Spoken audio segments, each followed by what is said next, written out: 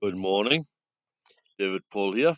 Um, it's a bit on the chilly side this morning, and it was a bit cool last night. But that's kind of an effect that you get here with these clear skies at night. Beautiful stars, more stars than I've ever seen in my life. So you can't have it always. Um, it's chilly in the mornings at the minute. Um, we've gone through. I think we've probably gone through the worst of the heat. I don't know. Fingers crossed. But it's cool at the minute, and I got my jumper on. So this is quite unexpected in Portugal. It's 9 o'clock in the morning, but the sun is coming up over the horizon into the valley, and it's going to warm up here considerably in the next probably half an hour. Um, okay, what am I going to talk about today? The cure for baldness. Let's put this in the title: cure for baldness. Um, I'm not bothered about being bald, but I started losing my hair. Well, I mean, it would be great if I had my hair back because then I could have like um, long flowing locks like Custer or somebody like that. That would be interesting. But apart from that, uh, I'm not overly bothered by it. It started falling out when I was 19 years old, so that's like 49 years ago. But the problem is that I've begun to realize recently is I lead quite an active lifestyle and I'm all over the place. And I'm in countries where people are a lot shorter than me. So things that they've created are like head height and so on. And living on boats and all sorts of things and doing DIY jobs. The consequence of this is that I'm always banging my head. And I'm also spending a lot of time in tropical areas where there are a lot of mosquitoes and they're biting me. And lately, not today, but lately my head has been just sore with the flies biting and the mosquitoes and so on. And when I was living on a boat, I was constantly banging my head and time spent in forests and nature and things like that. You scratch your head. I've had blood pouring down my face, scabs all over my head. So there's a lot to be said against it. And it and a penny dropped. It occurred to me. I thought, You know, it seems to be like a modern thing being bald. Back in the day, you never saw bald people. If you look at the old movies, there weren't many bald guys. In fact, I can't think of any. Was John Wayne bald? Was Humphrey Bogart bald? William Holden? Uh, were any of these guys bald? And you think back and you can't imagine it. And then I watched a video about another subject and I realized what it was. It's simple. They all wore hats. So the solution is we just wear a hat. And here in Portugal, you don't see many bald people because they're all wearing hats. So there's the solution. We're a tit for tat. Uh, the sunshine levels are so high here, you've really got to. So anyway, what's the project for today? Yeah, one of my interested locals walking past. They're all interested in what I'm going to do. I must talk to some of these old people because they probably knew the original occupants of this house. Well, not the original ones, they're 100 years ago, but the last occupant, anyway, the widow who used to live here. I am in the lower level now because that there door, I broke it down. I couldn't get in this place. I couldn't climb down from the top, and I don't like climbing after all that falling down ravines business. So what I decided to do was I just try and push it in. So I kept body slamming it and body slamming it, and it slowly worked its way open. And it was well chocked by that plank of wood down there, which had been nailed to the door to secure it. So they'd done a good job. But the door still exists, so it can be rehung. And it's an atrocious mess, but it'll do. It'll do. So I can put that back when I go. Now I'm down at this level. This is where animals used to live. I guess it's what you would call a stable. It is. It's a stable. Or is it a manger? No, I don't know. Now, that's the top part where I laid the deck in there to build a sort of tiny house area. And this job is just so big, and I can't lay out the money in order to do it all. If I wanted to even if I had a load of money, I wouldn't. There aren't the people here to employ. There's one builder in the village, one guy I trust, and that's it. You've got to trust a person. I trust him, Lee. It's you, Lee. Okay. Um, so I keep calling him Liam. It's Lee. Lee. So apart from that, even if I had the money, I couldn't progress the project faster. So what I got to do is I got to break it down into pieces and of achievable things. Now that roof there, which you can see above, is just full of holes. Oh my God. It looks worse on camera than it does in real life. If you can see sunlight, then you're gonna get rain in. I managed to secure roof tiles to fix that. So and I've managed to figure out a methodology getting them up there, which I will start on. And I've got Apple and the kids to bring over to Portugal. And I'm hoping to do that in a few months. I'm hoping to speed the job up and get them all over fairly quick. So it's an impossible task, isn't it? And then I thought, bing, bright idea. Here's what you got to do. You got to develop. I don't know if I've said this on a previous video, so I apologize if I'm repeating myself. Develop the bottom part of the house. Fit this out, plaster it, get it nice. Put a ceiling in above me, which doesn't have to be a thing you can walk on. It's a ceiling, not a floor. And I've had a donation of wood, which would actually probably panel that mostly over. So that would mean we'd have a ceiling above our heads. We'd have 4 walls round us, 2 doors. I can get some new doors made by a metal worker that I've found out about, an old guy in the neighbourhood who makes metal doors for lots of Portuguese houses have metal doors. And I'll have the metal door because they're not going to be affected by sunlight, rain, or anything like that. So long as you paint them, they won't rust, and they'll last almost forever. I can buy proper made-up aluminium excellent doors, and I may consider that, but they're very expensive, so probably not. I like the look of these, as I say, hooked on the vibe. So there you go. So I managed to get in, and this is what you find down here. There are these holes in the wall. What the hell they're for, I don't know. I don't know what they're for. All these Portuguese buildings have got these little framed kind of holes in the wall. I think they could be to put a candle in back in the day, to provide some illumination. And here's the big problem. I've been a bit wheezy the last couple of nights because I've been in here and I've had a little tackle at what is below me. And this is the big problem. Down here, there are years of built up cow muck and sort of rubble and all sorts of stuff. And that has to be cleared. And the problem with me, I shouldn't even be here in here at the minute without a mask on, probably.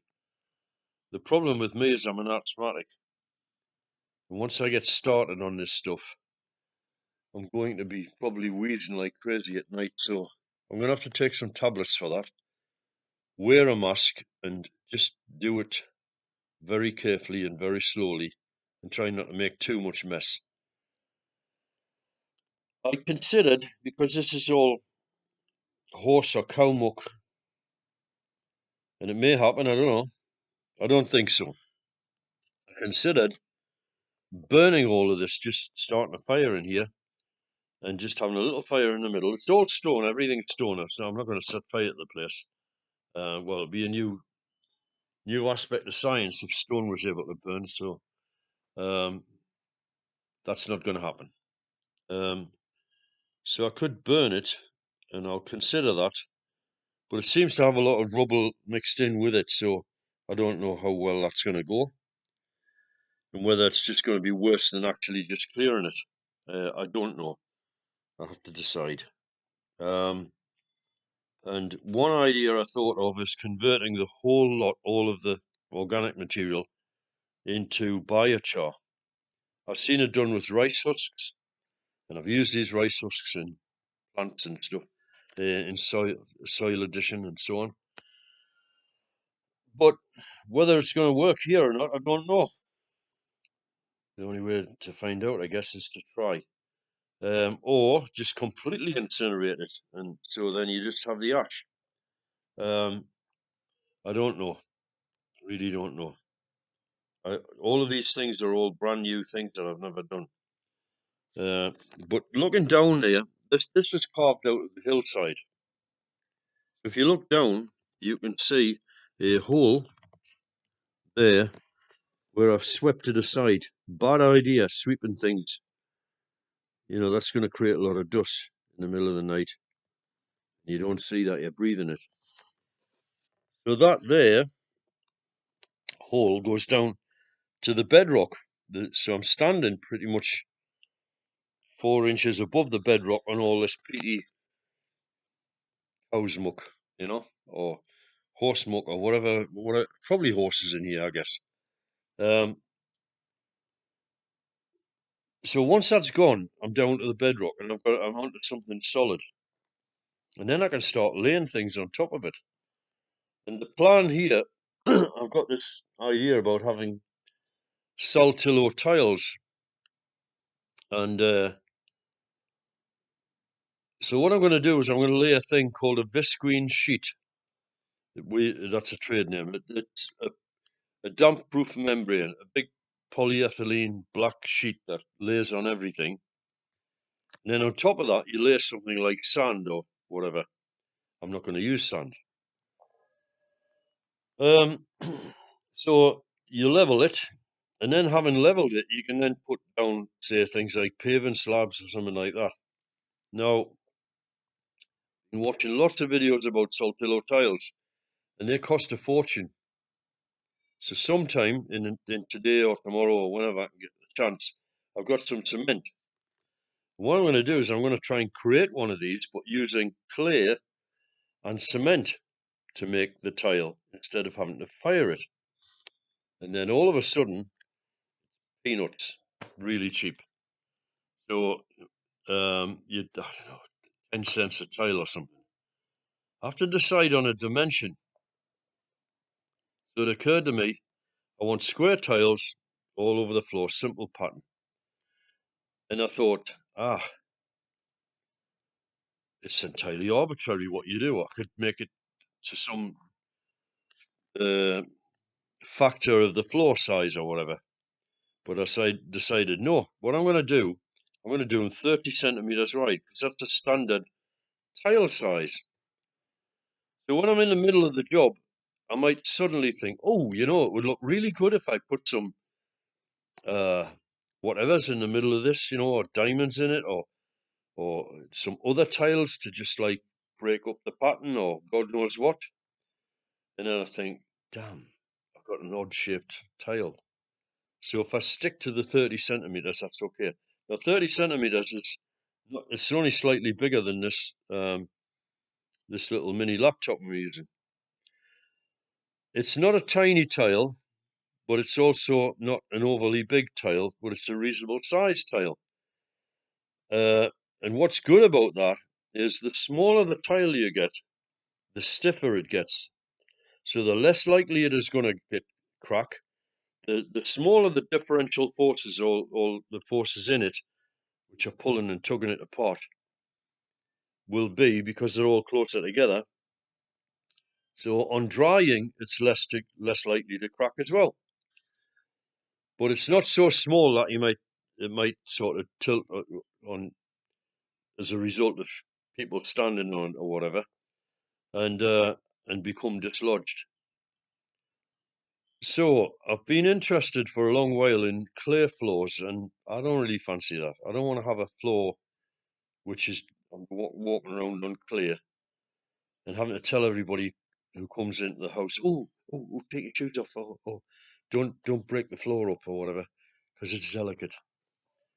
But it has an interesting property. If you have a clear floor, it has the ability to absorb moisture, and it has the ability to regulate the internal humidity of the building, which is really good. And also clear plaster on the walls, which I did consider doing, but I'm not going to do now. I'm definitely not going to do that, guys. I'm just going to use universal one coat plaster, which is a breathable plaster, easy to work with, good for amateurs, a bit more expensive, but you only do the one coat. And it has a nice sort of finish that I like and that plasterers don't like. They want to produce mirror image finishes because mirror-like finishes because they like to show off. But it may not be necessarily what the client, me, wants. And I want that smooth, matte sort of finish on the plaster. And Universal One Coat is really, really white.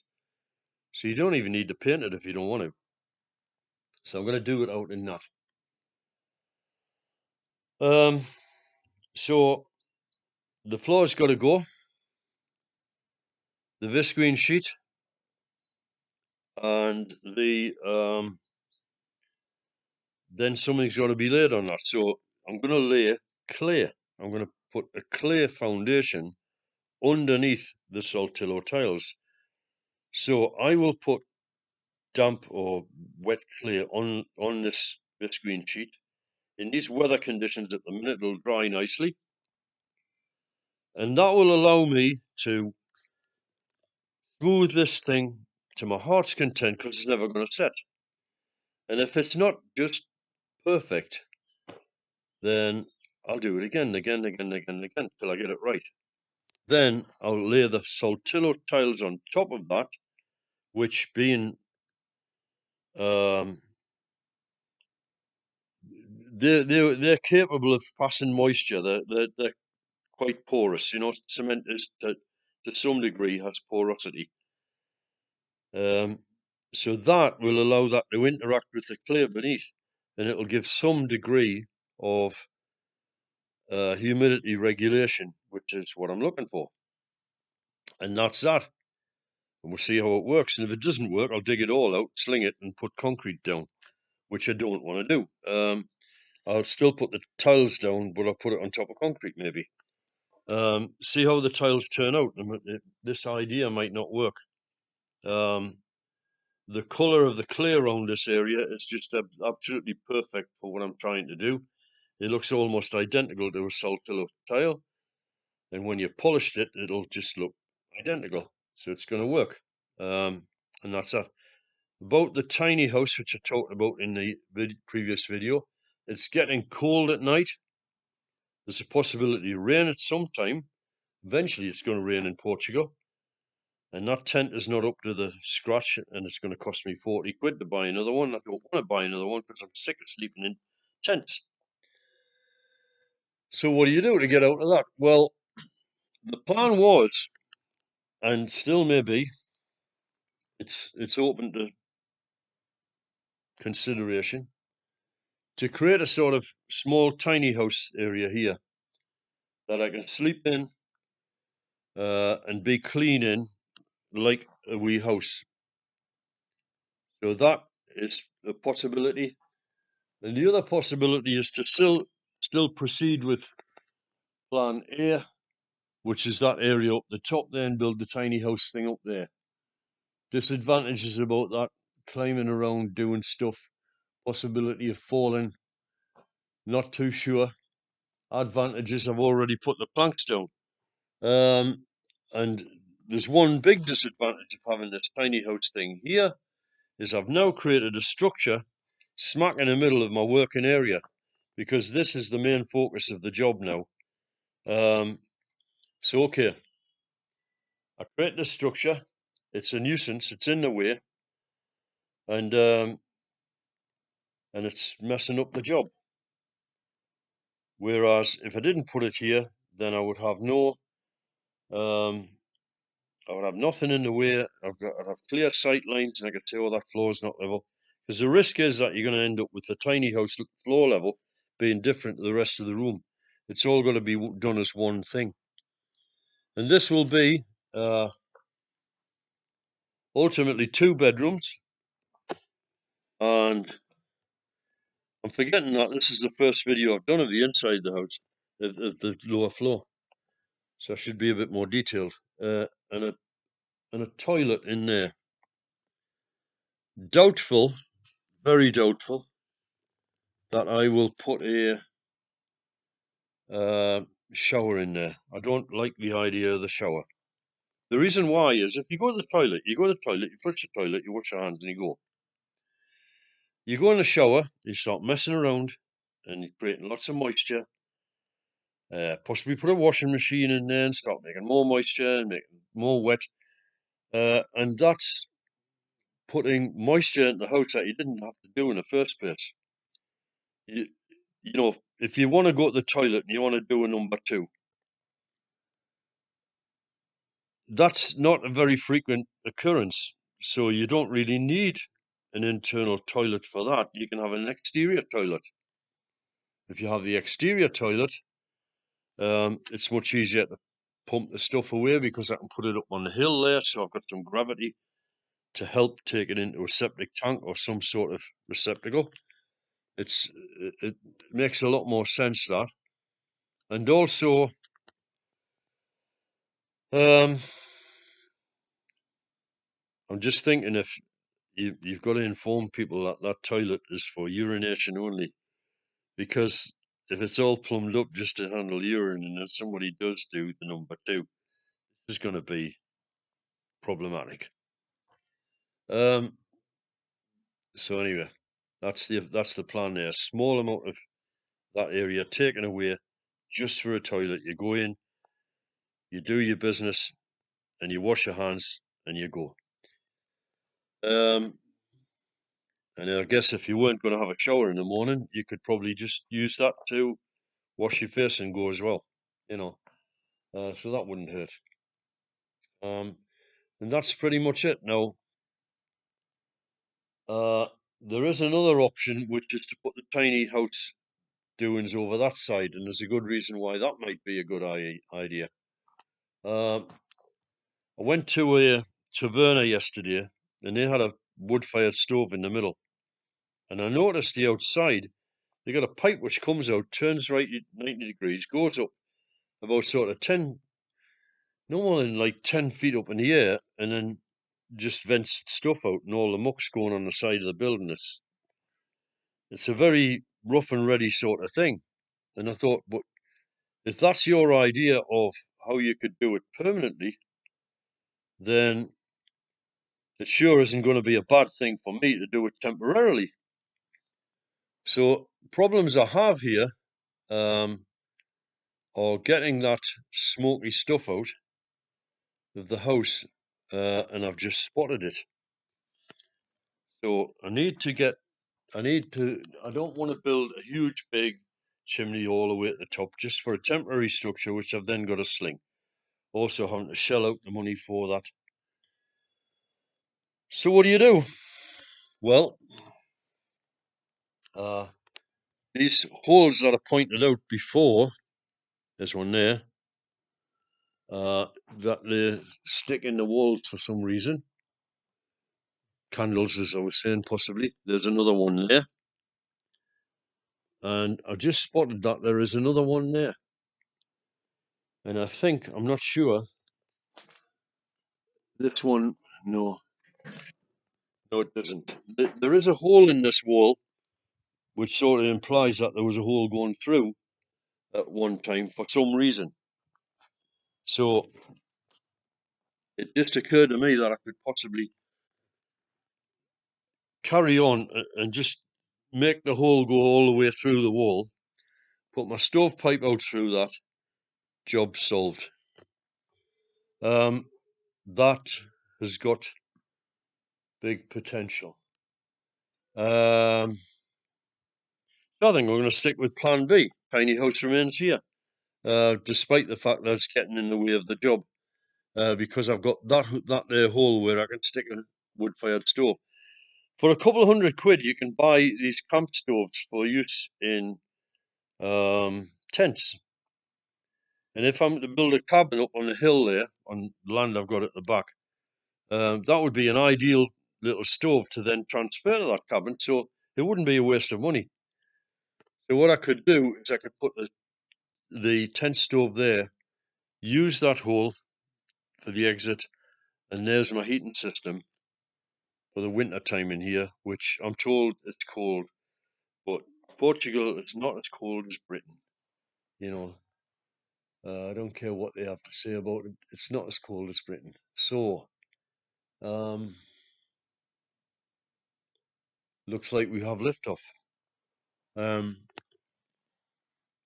Still haven't decided where to put the stove in the middle here. And I'm down to €20 to see me out to the end of the month. Got enough food in. Last day of the month, got money coming in, which will top me up again. Not spending much money on this project. It's all just labour. So far, I'm doing okay. And I'm doing tremendously well on finding resources like all the tiles for this roof. So all in all, not bad. And that's it. Very long video. How long is this video? Oh my God, 27 minutes. Don't watch this video, guys. And that's that. So, Jesus be with you. I'll trouble you no more.